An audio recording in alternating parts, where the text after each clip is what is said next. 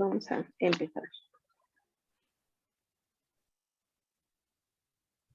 Bien, buenas tardes. Bienvenidos todos a esta sesión de los días jueves. En esta ocasión tenemos la oportunidad de que nos apoye el doctor Edgar Alexander Guzmán Quesada, de la ciudad de Guadalajara. Lo voy a presentar. Su currículum es muy amplio. Tratamos de hacerlo lo más breve posible. Él es egresado de la Universidad de Guadalajara. Realizó su especialidad en radiooncología en el Centro Médico Nacional de Occidente.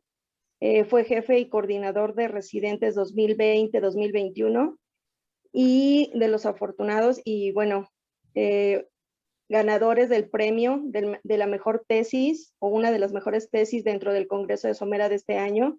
Quienes tuvieron oportunidad de asistir pudieron ver su trabajo. Y bueno, él nos va a compartir el tema de tratamiento de cicatriz queloide con electrones. Vamos a dar paso sin más preámbulo. Le damos la palabra y cedemos la pantalla al doctor Edgar Alexander Guzmán Quesada.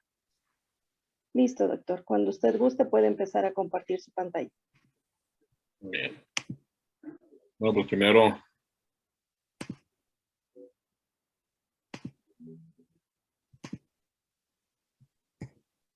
A ver, creo que tengo...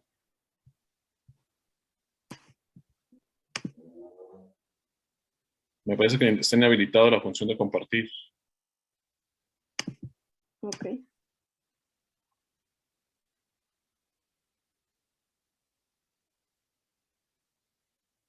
Bueno, buenas noches. Muchas gracias de antemano por la invitación.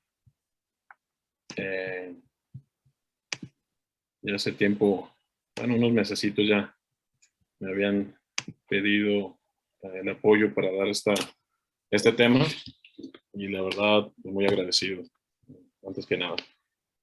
Pues bueno, el día de hoy prácticamente vamos a hablar de un tema que en lo personal y particular fue uno de los trabajos muy ilustrativos y de arduo trabajo dentro del centro médico donde me formé como médico especialista en radiooncología, ya que fue un protocolo que se pudo llevar a cabo y se llevó a cabo desde el inicio hasta casi finales de la especialidad.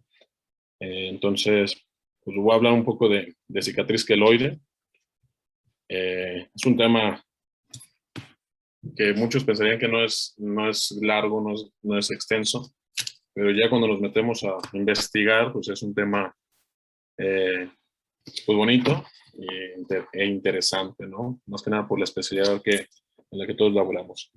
Principalmente voy a iniciar con algo de historia, donde el uso de electrones que se ha llevado a cabo ha sido a lo largo del siglo pasado, principios del siglo pasado, principalmente en hospitales donde se llevan a cabo la formación o fabricación de los primeros aceleradores que tenían la función de producir electrones, y estos eran principalmente enfocados a todos aquellos pacientes que tenían algún antecedente oncológico, principalmente de piel, y en algunos otros casos de micosis fungoide.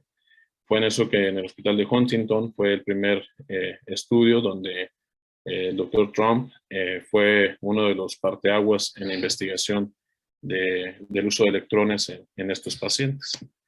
A lo largo ya de la historia viene ya una cadena de sucesos o de hechos importantes dentro de nuestra especialidad o nuestra área de donde laboramos, donde vinieron los primeros aceleradores o los primeros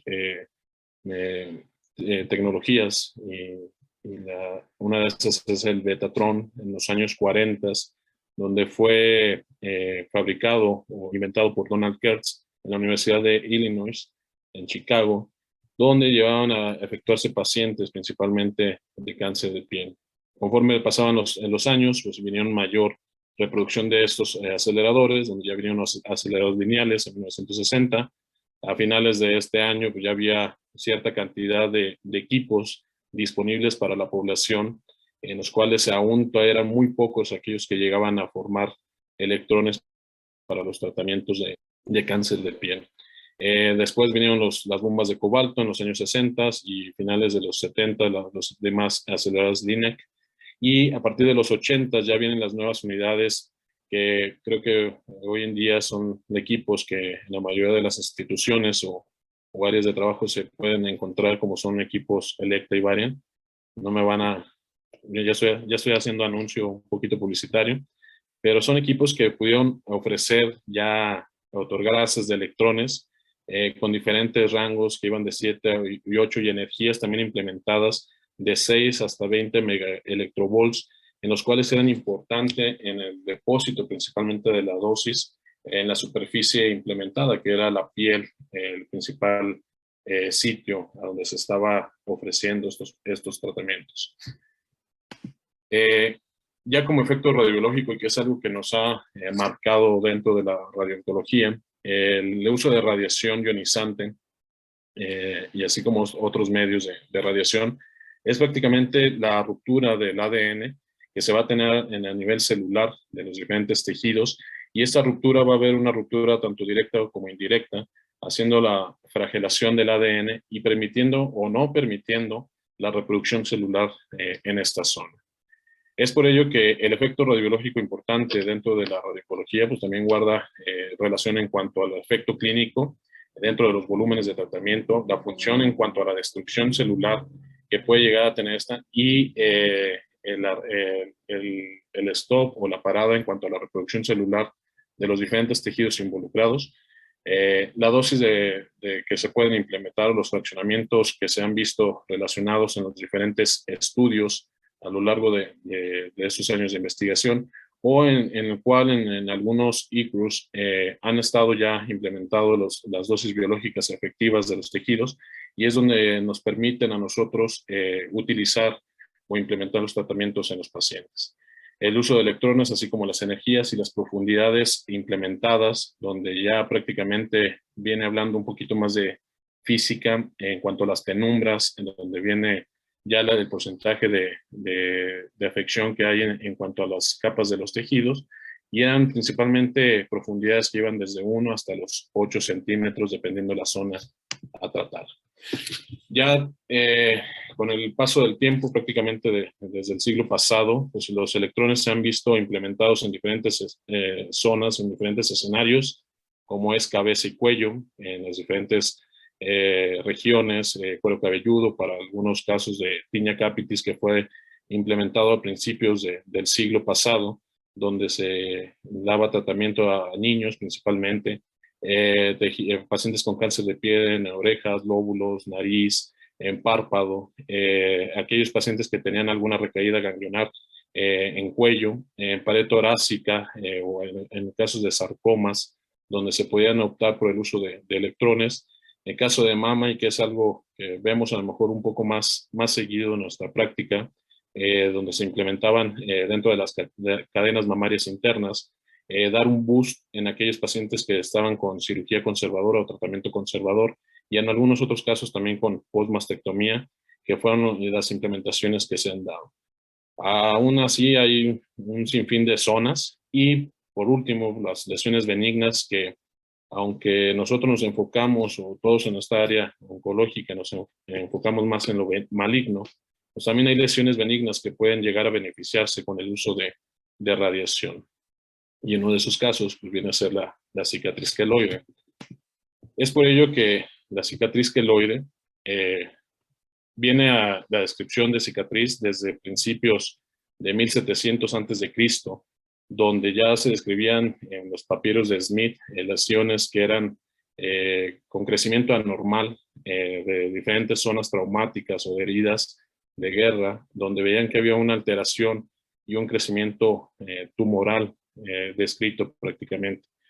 Fue hasta 1800, a principios de 1800, cuando Jean-Louis Alibert pudo definir o diferenciar prácticamente en la relación en cuanto a una cicatriz queloide de un crecimiento tumoral. Y es a partir de entonces donde viene ya el término de cicatriz queloide. Dentro de la epidemiología mundial, principalmente son patologías que no vemos en una frecuencia habitual en comparación con otras, pero en raza blanca llega a haber una afección de menos de hasta de 1%, pero en razas con piel oscura, piel negra, tiene una mayor incidencia de hasta 2 a 19 veces mayor esta. No cabe desplazar o hacer menos poblaciones de habla hispana o asiáticos que también tienen una predilección por este tipo de patología. Entonces nosotros como nuestra población mexicana pues, llega a guardar una incidencia intermedia prácticamente. La cicatriz queloide pues, viene de la formación anormal dentro de la cascada de la cicatrización, donde la cicatrización después de sufrir una herida, el primer paso llega a ser la coagulación hemostasia, que es la primera fase donde llegan plaquetas, llega a haber sangre, eritrocitos, y permiten la formación de un trombo, de un coágulo en esta zona para permitir el cese del sangrado en la zona afectada. Posteriormente, el segundo escalón viene siendo la inflamación, donde ya vienen a aglutinarse o arribar a esta zona diferentes factores de fase aguda, como vienen siendo fibroblastos, macrófagos, plaquetas, empieza a la proliferación de vasos sanguíneos, haciendo la angiogénesis de esta zona, permitiendo la reconstrucción de esta. En tercero viene lo que es la proliferación, donde ya viene el parte esencial de la cicatriz queloide, que es donde se va a llevar mayor aglutinación de fibras de colágeno, de fibroblastos, elastina y proteoglucanos en esta parte, donde tiene la importancia, te voy a explicar, de la radiación en esta zona para llegar a frenar lo que es el crecimiento y tener un desplazamiento o alentar más la recuperación de la cicatriz. Y la maduración, que prácticamente es lo que ya está al final, ya cuando está prácticamente el tejido sano, donde ya hay piel nueva, donde ya la herida ya cerró sus bordes y ya hay una repitelización en esta zona. Entonces, ¿qué viene a ser la radiación en la cicatriz queloide? Pues hay diferentes estudios que se han venido a lo largo del tiempo. Cabe destacar que la cicatriz queloide han hecho investigaciones en cuanto al por qué surge la cicatriz, pero no hay un consenso como definido del por qué sale una cicatriz en ciertos pacientes. Entonces es donde se ha investigado diferentes factores como la raza, el color de la piel, si hay un antecedente familiar, si hay exposición a algún tipo de rayo solar más intenso que en otras poblaciones. Entonces es donde viene diferentes investigaciones en diferentes artículos que se han publicado y también en estos donde se han implementado dosis biológicas que se han utilizado, fraccionamientos que se han implementado, las sesiones que se han podido otorgar, porque no ha habido hasta el día de hoy un consenso en el cual diga cicatriz queloide debe recibir tanta radiación o tantas sesiones en un periodo de 1 semana, 2 semanas. Ahora sí que es prácticamente la experiencia y el uso del tratamiento dentro de una institución o ya de forma personal de los colegas. Entonces, la radiación que viene a ser aquí, dentro de la proliferación, va a ser la inactivación de los fibroblastos, es donde tienen mayor auge o mayor importancia. Va a bloquear prácticamente el proceso de angiogénesis, no va a permitir que venga la reproducción de vasos a esta zona, haciendo su colapso en la cicatrización y haciendo que se retarde aún más el proceso de la misma.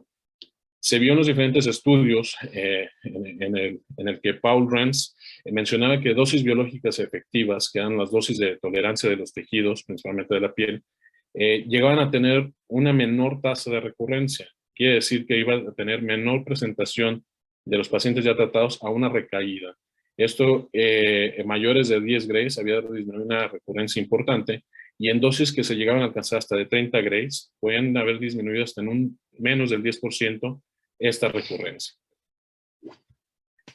Entonces, había estudios que ya implementaban dosis, y creo que ya lo han visto ustedes en sus medios, dosis que se han prescrito desde 12 grays hasta 20 grays, o de 3 sesiones, 4 sesiones, 5 sesiones, en los pacientes, dependiendo de la zona a tratar.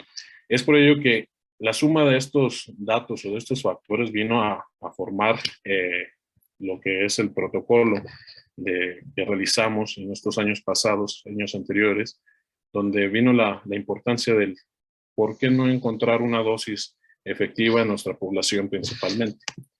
Entonces, vino el título de este tema, que fue valorar cuál era la recurrencia de la cicatriz queloide posterior al tratamiento quirúrgico, donde se daba la adyuvancia con el uso de electrones en un posoperatorio inmediato, en un lapso de 24 horas.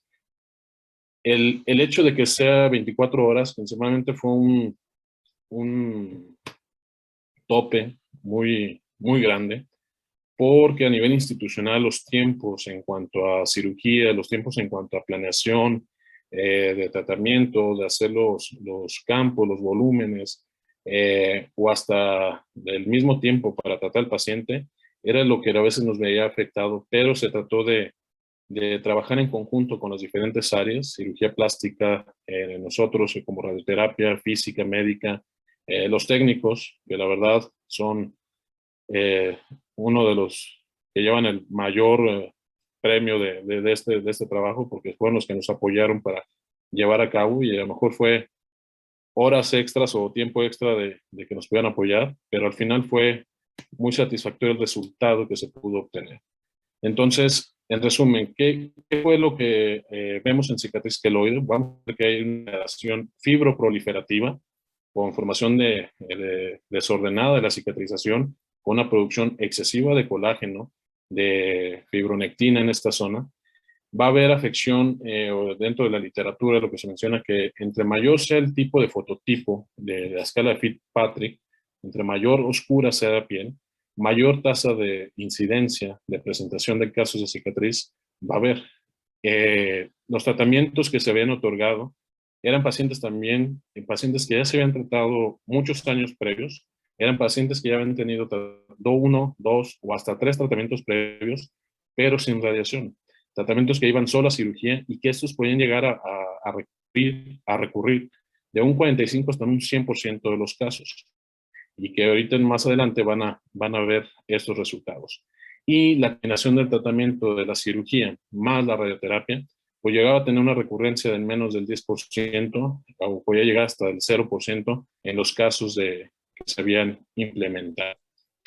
Entonces, la cicatriz queloide, ¿cómo llegaban a producirse en estos pacientes que se capturaron? Pues eran traumatismos, en algunos casos. No era el caso principal.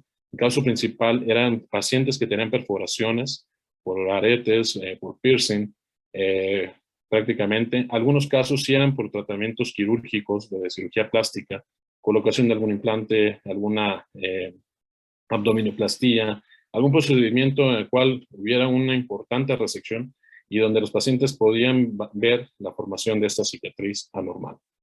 ¿Cuánto tiempo llegaban a presentar el cuadro? Había cuadros que iban desde las 4 semanas hasta las 8 semanas, pero también puede llegar hasta un lapso de hasta 12 meses. Entre más tiempo sea la presentación del cuadro, mayor, o mejor dicho, menor pronóstico en cuanto a la recurrencia es lo que van a presentar. El tejido se vuelve más fibroso, se vuelve más grueso, hay más dificultad en algunas zonas para llegar a volver a hacer una resección, principalmente oreja, oído, por las características cosméticas que podía generar. Entonces, fue donde se implementó la pregunta que ya les había mencionado antes, y el objetivo general, que era determinar la recurrencia, pero también iba a haber, o salieron con el tiempo, objetivos secundarios, que fue identificar cuál era la menor tasa de recurrencia en los diferentes fraccionamientos, cuál era la toxicidad que podían llegar a presentar los pacientes durante el tratamiento y la relación que podía llegar a guardar entre las escalas de fototipos de los pacientes. Entonces, se hizo una captura de pacientes, fue una captura ardua, donde se hizo la captura de toda la ficha clínica del paciente, su escolaridad, ocupación, estado civil, residencia, que a lo mejor eran parámetros que no tenían mucha relevancia, pero sí nos apoyaban más que nada para conocer al paciente y saber de qué zona venía, de qué zona radicaba. Peso, talla, índice de masa corporal, en algunos estudios sí se había mencionado relación en que en cuanto mayor sea el índice de masa, o sea, mayor tasa de obesidad, pudiera haber también una afección en cuanto a la cicatrización. La escala de Fitzpatrick, que ya se los he mencionado anteriormente, el sitio anatómico afectado, que también es primordial o muy importante en la cicatrización. Y yo creo que más de uno de los que están aquí han conocido algún amigo o familiar que han tenido un proceso de cicatriz queloide o en otro concepto, lo que es cicatriz hipertrófica, que eso es el engrosamiento de la misma. En los sitios de mayor tensión, como llega a ser hombro, codo, que son sitios de que tienen flexión o movimiento, la piel es más gruesa y tiene que haber una recurrencia más importante, porque el simple hecho de estar haciendo movimiento de alguna zona, pues va a hacer que las fibras de colágeno tengan una ruptura y vuelven a reparar. Entonces tienen otra ruptura y vuelven a reparar. Es por eso que viene a hacerse esta afección en estas zonas principalmente. El tiempo de evolución, como ya les había mencionado, entre más crónica sea la evolución de y el tratamiento que se pueda otorgar, obviamente la recurrencia puede llegar a presentar más. Hubo casos relacionados en India, en 1980, un artículo donde se había mencionado la relación familiar de antecedentes familiares.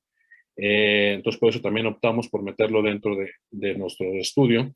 Las medidas de la lesión, que eran medidas que podían abarcar 2 centímetros hasta 30 centímetros, bien, dependiendo el paciente o dependiendo la zona afectada.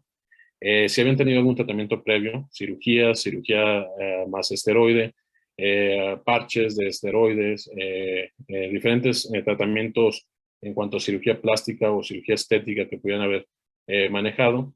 El margen de las lesiones que se habían implementado, cabe destacar que por los tiempos no pudimos diseñar un sobrecono personalizado para cada paciente. Había sobreconos ya prefabricados que se tenían en el servicio y que habían sido para pacientes que se habían tratado por otra entidad patológica y se adoptaron tomando en cuenta los márgenes que iban desde 1 centímetro hasta los 2 centímetros. Entonces ahí era donde también metíamos varianzas en cuanto a los pacientes. La profundidad, la dermis de los pacientes o de la cicatriz, pues prácticamente las capas abarcan menos de 5 milímetros. Entonces la profundidad se tenía que colocar en algunos casos bolus, si se podía llegar a colocar, o en otros casos prácticamente no se colocaba y se dejaba la profundidad desde 0.8, 1 centímetro, no más, fue lo que se llegó a utilizar en estos pacientes. Las dosis, perdón, las dosis implementadas, en las cuales se vieron dosis desde 12 grays hasta los 20 grays, y los fraccionamientos que eran de 3, 4, 5 fracciones, y los días de tratamiento donde se pudo capturar pacientes que se habían tenido antes, donde los fraccionamientos también tuvieron algo de impacto más que nada. ¿Cuáles fueron los criterios de inclusión de todos los pacientes? Pues eran de pacientes institucionales, entonces no se podía descartar ninguno por ese aspecto. Que todos fueran mayores de 15 años, que tuvieran un diagnóstico clínico de cicatriz queloide y que estas lesiones no tuvieran más de 12 meses o que no tuvieran un tiempo prolongado. La resección quirúrgica que se fue a llevar a cabo dentro del departamento de cirugía plástica del Hospital del Centro Médico de Occidente, y se excluyeron menores de 15 años que tuvieran diagnóstico oncológico de algún tipo de cáncer en la zona a tratar, que no tuvieran ninguna enfermedad de tipo de tejido conectivo en esta zona, que no hubiera recibido tratamiento con radiación previamente, también se descartó, y el lapso de las 24 horas, que fue lo más importante, o lo que más se cuidó en estos pacientes. Ya como todos saben, pues el año pasado fue un año difícil a nivel institucional o a nivel hospitalario por lo de la contingencia, pero aún así pudimos llevar a cabo la captura y el seguimiento de los pacientes. El seguimiento o la captura de los pacientes inició desde marzo del 2017, que era ya cuando estábamos dentro de la formación de la especialidad, hasta octubre del año pasado. El seguimiento se hacía gracias a la tecnología de forma virtual, en algunos casos vía telefónica, y en algunos otros casos que fueron a principios del año sí se pudieron llegar a hacer todavía presenciales en la consulta externa con captura del expediente clínico y de las lesiones. La captura de los pacientes o la información también se basó del sistema MOSAIC, que es el que se utilizaba en esta institución para la programación de los pacientes, el expediente electrónico y expediente clínico dentro de la consulta externa. Los resultados fue lo más enriquecedor, ya que pues ahora sí es como el resumen de todo lo que se pudo obtener. Fueron 24 pacientes, suenan pocos en un lapso de 3 años, pero hay que recordar que solo fue un hospital donde se capturaban pacientes, no se hizo a nivel estatal ni a nivel municipal, sino yo creo que la población sí se pudo aumentar significativamente. Eran pacientes que tenían una edad media de 37, 38 años. Tenían escalas de Fitzpatrick principalmente, 2 en la mayoría de los casos, que fueron 10 casos. 9 eran de tipo 3, que recordamos con lo que les había explicado, del tipo 3 hacia adelante, pues tiene mayor tasa de recurrencia. Y escalas 4 solo fueron 5 pacientes. El índice de masa corporal fue un índice de 27.9 y la localización anatómica, donde también la mayoría de los pacientes fue afección por colocación de piercing, colocación de alguna perforación que se realizaban en el hélix o en el mismo lóbulo. Fueron 15 pacientes. Tórax se presentaron solo 2 pacientes, que eran principalmente pacientes que habían tenido alguna colocación de algún implante mamario y que podía llegar a que tuvieron más de una presentación de estos casos. Abdomen, por los que presentaron abdominoplastía. Hombros y miembro torácico, que solo fueron 2 casos. Y cuello, que solo se presentó en un paciente. De los antecedentes familiares, solo hubo un caso, entonces no hubo gran impacto en cuanto a los antecedentes familiares que se pueden llegar a tener en nuestra población. De los tratamientos, de las características de tratamiento que habían tenido los pacientes, la cirugía sola, que fue monoterapia con pura cirugía, fue en 11 casos.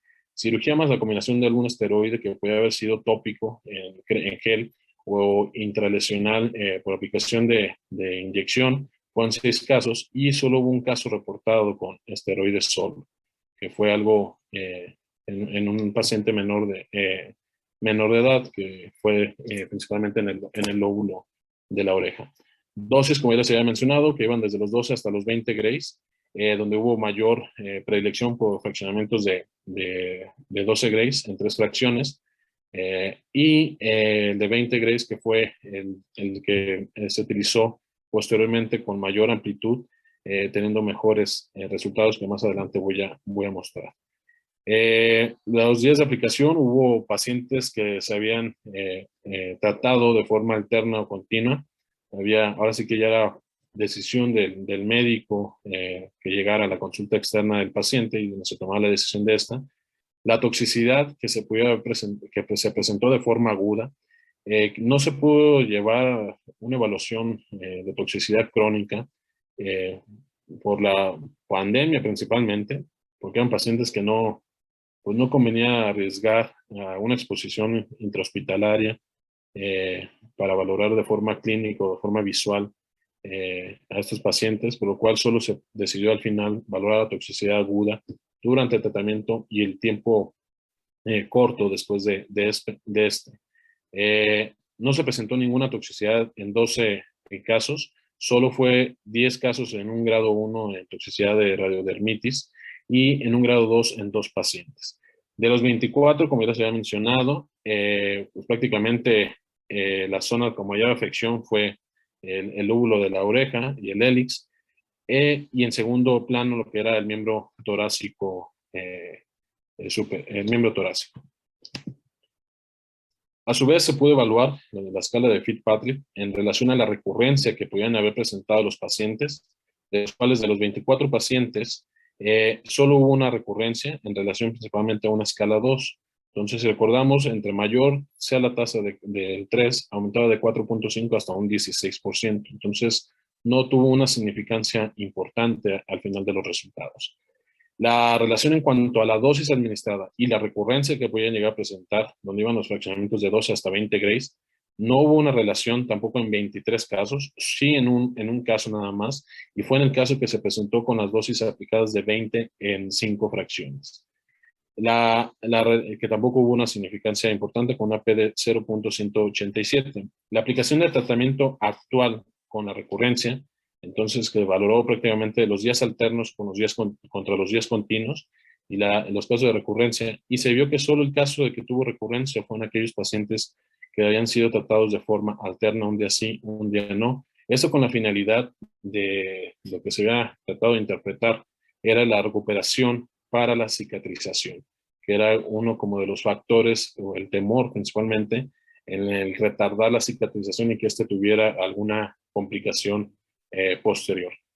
Y las dosis administradas en cuales se valoró la toxicidad aguda, en el cual ya lo había mencionado previamente, en el grado 1 fueron 10 pacientes, de los cuales el de fraccionamiento de 12 Grays y de 20 Grays fueron los que mayor tasa de toxicidad grado 1 presentaron, y en el grado 2 solo fueron en el fraccionamiento mayor de 20 Grays, que aún así no tuvo una significancia considerable. Aunque yo sé que van a decir, bueno, la población de pacientes que se tuvo no fue una población importante, pero sí se podía ver una orientación hacia a dónde iba a tener una tendencia los resultados. Entonces, es por eso que la recurrencia en relación a la dosis solo se presentó uno de los 9 tratados, que era el 4.16%, y es por eso que había una tendencia a ver la tendencia que había de recurrencia en este tipo de pacientes, o en este fraccionamiento principalmente. Y lo que les había mencionado casi a la mitad de la presentación, las zonas donde guarda mayor tensión van a ser los pacientes que van a tener mayor tasa de recurrencia. Entonces, el caso de que de afección anatómica, donde se tuvo la recurrencia, fue principalmente el paciente que tenía la lesión a nivel del hombro.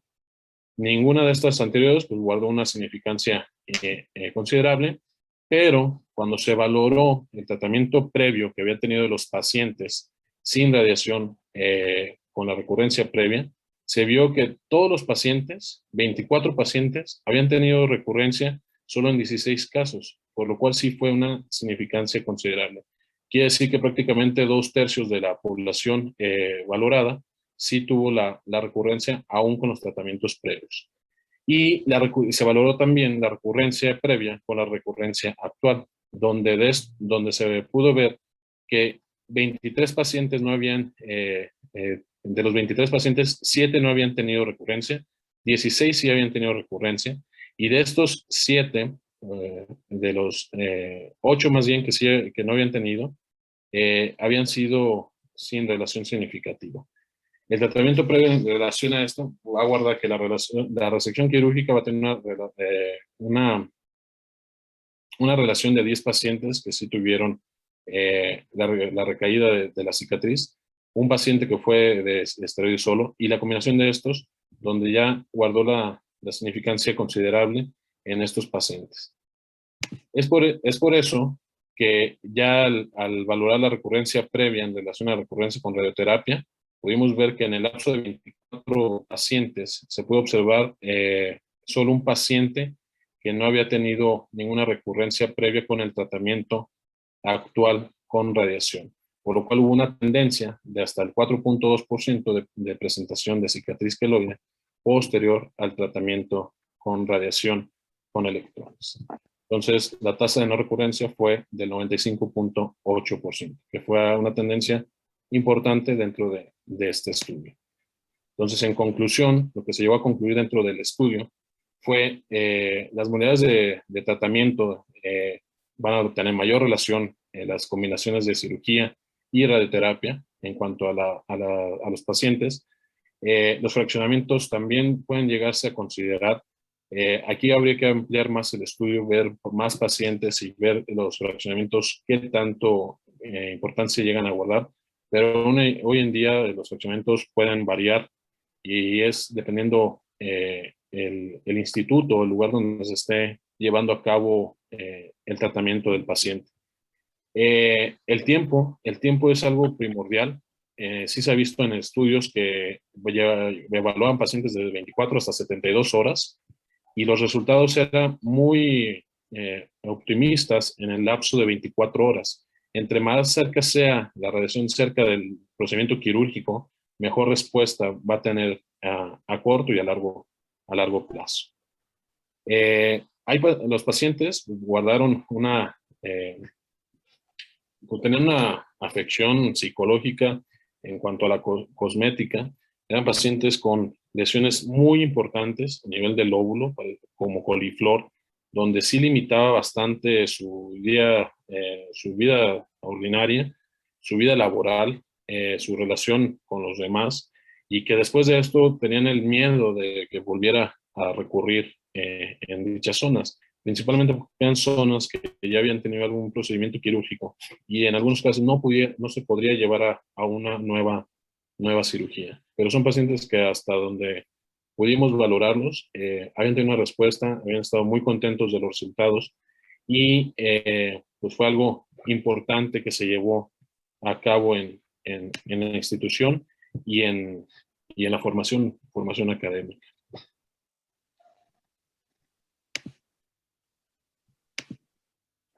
Muy bien. No sé si tengan alguna pregunta, duda. Tal vez me fui rápido en cuanto a los resultados. No. Pero no sé si tengan algún comentario, duda. A ver, doctor, vamos a empezar con las preguntas. Creo que aquí en el chat ya había... A ver, tenemos la primera pregunta de Matías Cogorno. Dice, buenas noches, ¿utilizan betaterapia con estroncio 90 para tratamiento de queloide?